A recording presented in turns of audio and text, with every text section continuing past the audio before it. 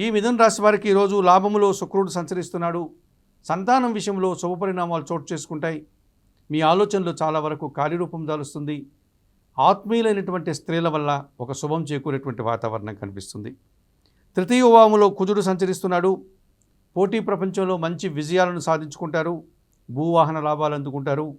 వ్యవసాయ రంగంలో అధిక లాభాలు, రియల్ ఎస్టేట్ రంగంలో అధిక లాభాలు వచ్చే సూచన కనిపిస్తుంది.